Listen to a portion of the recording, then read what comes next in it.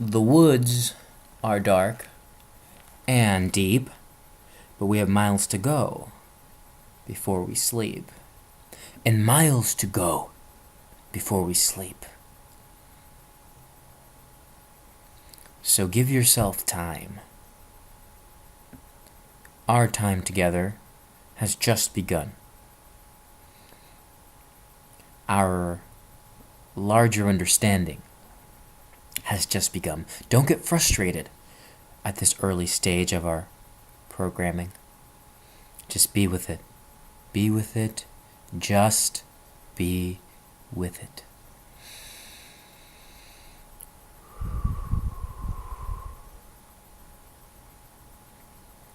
Have you ever been through a breakup of a relationship and said to yourself, why now? Why not now? In having it and not having it, you will be compelled to be somewhere. How about now? Sometimes you gain back yourself when somebody leaves you. Maybe you were left because you were not whole yet, and you could not discover that until that person was removed.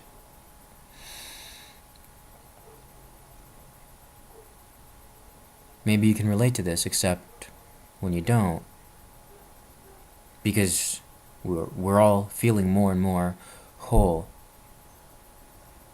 And I feel whole because I refuse to compromise who I really am or my thought about myself in order to hold somebody else in the room. You see, for years I played a different game and danced a different tune. For years I played the game called Don't Leave the Room. Don't leave the room. Please don't leave the room. Like me. Won't you like me? Force yourself.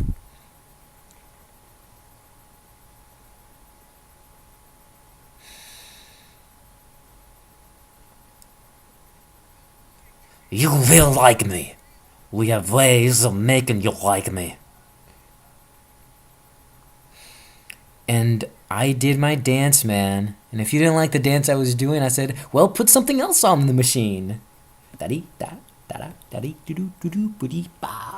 See, whatever you need or want to keep you in the room, how can I dance to your tune?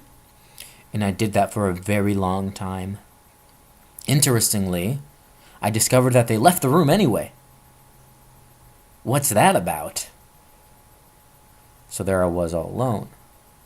Then I thought, wouldn't it be interesting if the only way I could really keep somebody from leaving the room was to simply be who I really am, and then just watch who stayed and who left. And for those who left, bye and bless you, it's all right. And for those who stayed, hey, we got fun.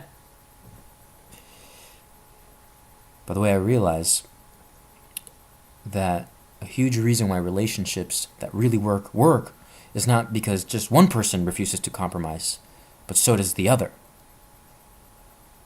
She will not compromise on who she is, no matter how she is manipulated,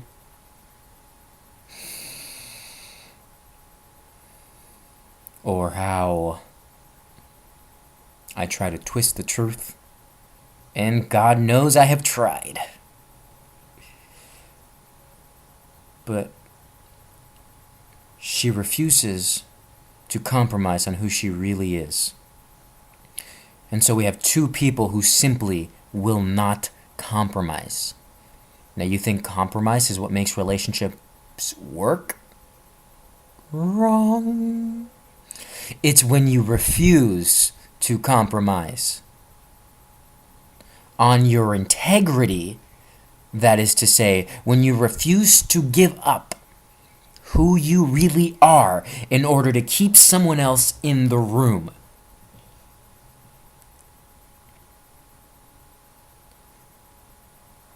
A few questions for you now, and then we'll say goodnight. I want you to go to your beds this evening, and those of you watching this to do the same. Ask yourself these questions.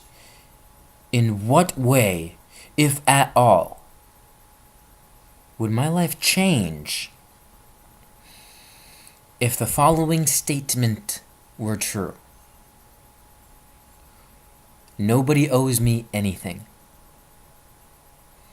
Question number 2, in what way, if at all, would my life change if the following statement were true? I don't owe anybody anything at all.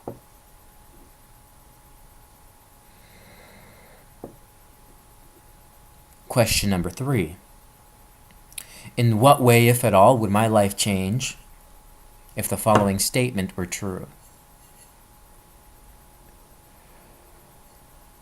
Nobody needs my help.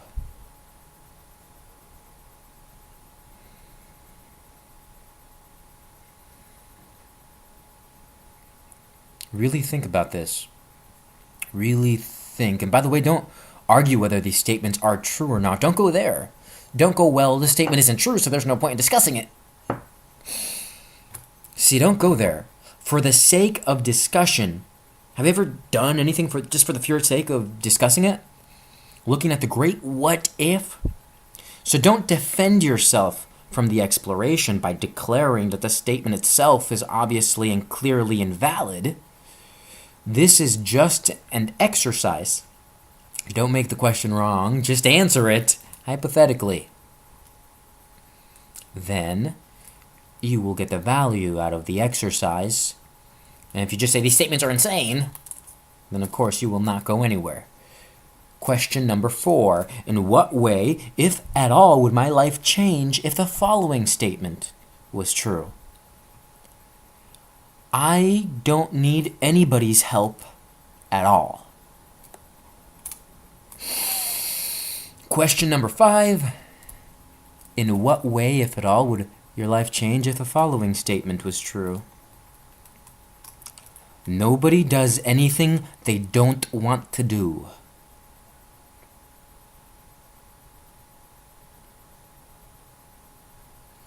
There are 7 of these. These are the 7 magic questions. Question number 6. What if the following statement were true? Nobody does anything inappropriate given their model of the world. Nobody does anything inappropriate given their model of the world. What if that were true? Maybe it's not. Maybe it's not. But what if it were? If it were, how would it be with you?